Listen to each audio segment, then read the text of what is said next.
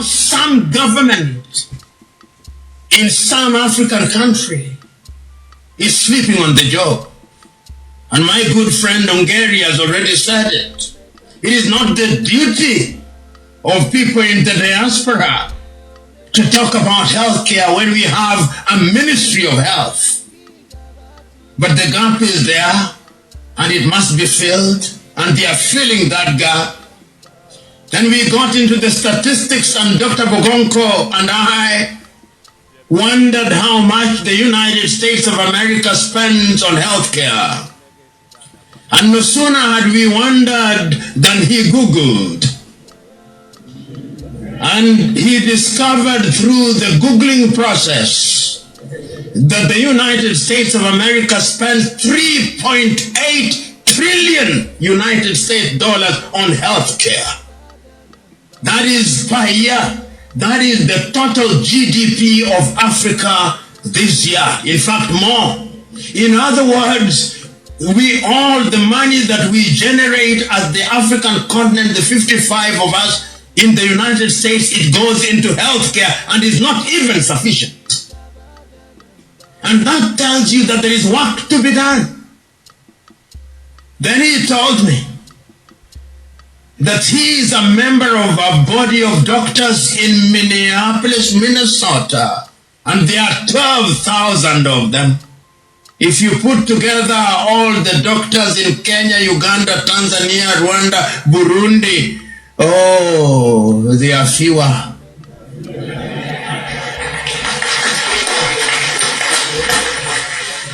That is why we are still going to herbalists,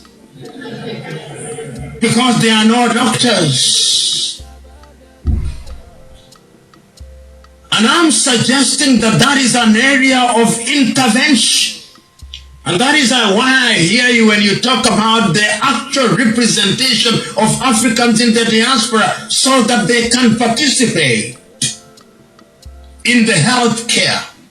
My good friend, the good professor from Ethiopia will know that the Grand Ethiopian Renaissance Dam, which is a source of conflict between Ethiopia and Sudan and Egypt, has been partially financed by the Ethiopians in the diaspora. And if it works, it's going to generate 10,000 megawatts. You cannot talk about industrialization when you don't have electricity. You know,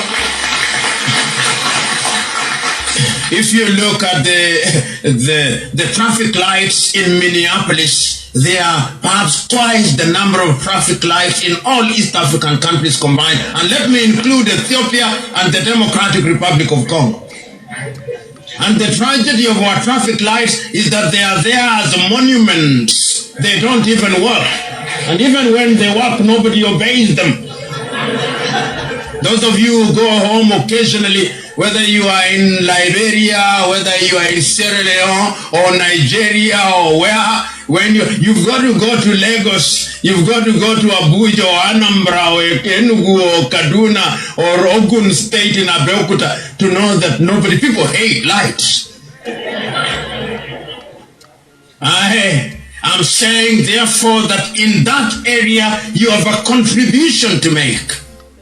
As we were driving in Minneapolis, I saw something that looked like a farm, and I was told it is in the middle of town, and I was told that it's spinach that they were growing, and I was told by my host that is not dependent on rain-fed agriculture. They know what amount goes into each plant and they produce spinach. You come to Africa, and if you come to Africa and you have had the fortune of reading the Bible, the Quran, you will have seen how they used to plant in the olden days. They take seed and throw it. And some will fall on soil, some will fall on stone. That is how we still farm in Africa. And we believe that through that method we are going to feed 1.4 billion people. That is why as I speak to you, there is food deficit in Africa. After the Tigray war, there is going to be famine. It is estimated that 4.5 million southern Sudanese are going to lack food. Indeed, as I speak to you now, the World Food Program is there. In the entire Sahelian region, there is no food. And as I speak to you now, those you know, Lake Chad are shrunk by 70%. So that we are not only talking about the absence of food, but we are also talking about the absence of potable water, which means that health burden is going to be higher. That is the Africa that you must come back to. That is the Africa that we must redefine.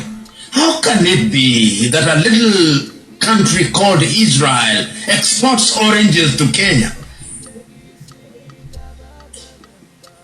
Right now, you talked about Ethiopian coffee, you talked about Kenyan coffee, you talked about Rwandese coffee. Vietnam produces more coffee than all those countries combined.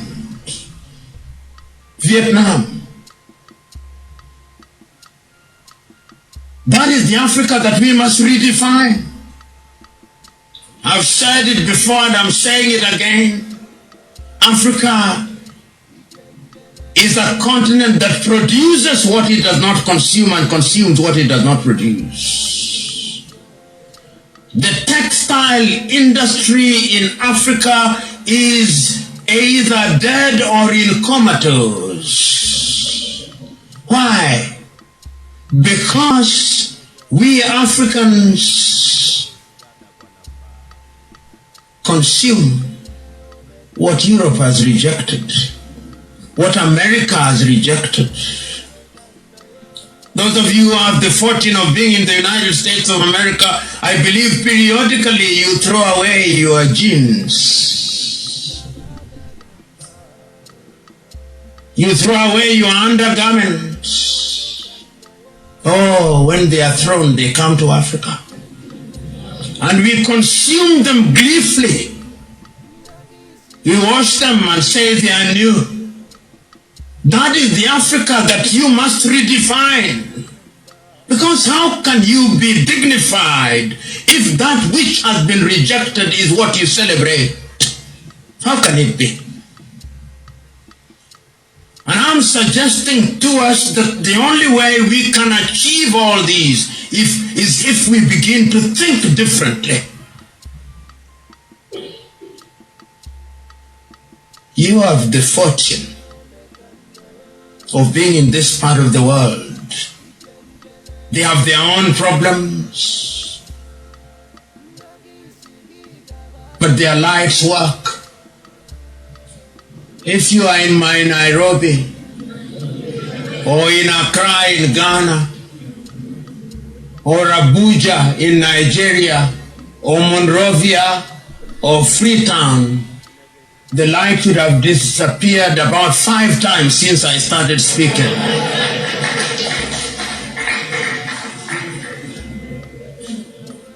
Therefore, when you become the governor, make life work.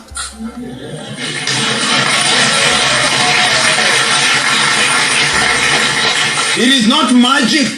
It can't be done. The good Dr. Bogongo tells me, and I'll not say where he saw it to be a good guest, but he went into some room which was described as an ICU.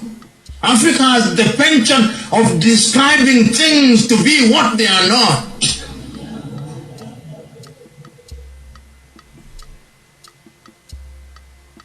Since I came to Minneapolis, I've seen how the houses are built, no fences, beautiful. If you are in any African country, there would be a 6-meter tall fence complete with broken glasses and dogs. In Nigeria, they would even have another gentleman called a gate man, whose duty is to irritate you. You have seen all these. We must change this.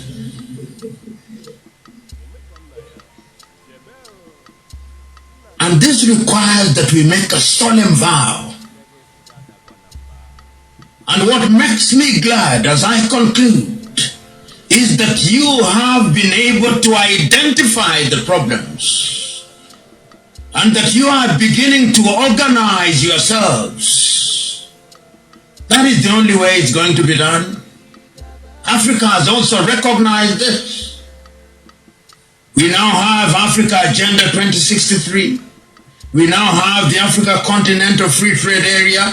But those are merely sterile pronouncements. This morning, as we flew from Fort Myers in Florida to St. Paul's and Minneapolis in Minnesota, a journey of 3 hours, 15 minutes. And I asked myself, if I was moving from Nairobi in Kenya, I would have passed Tanzania, and I would have met Tanzanian shillings there. And I would have met a Tanzanian immigration officer there. And I would not have stopped there. I would have gone into Zambia and met their currency called the Kwacha and a set of immigration officers. And I would have not stopped there. I would have gone to Malawi in Lilongwe. And I would not have stopped there. I would have gone down to Botswana. 5 countries after 3 hours with 5 different currencies. How can you grow? You can't.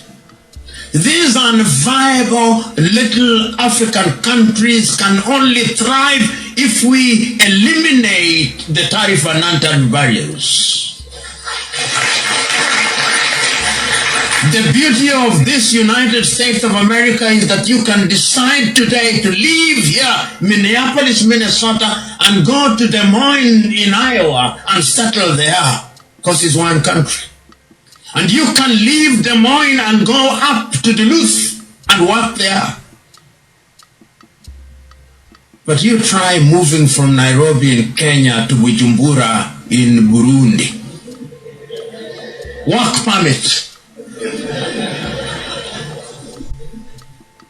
This is what holds Africa down. I want to go to Mogadishu, work permit. I want to go to Hargeisa, work permit. I want to go to Ethiopia after 1 hour, 50 minutes, bill. And foreign exchange. You cannot grow. And it is you who have had the advantage of working in this part of the world that can change it.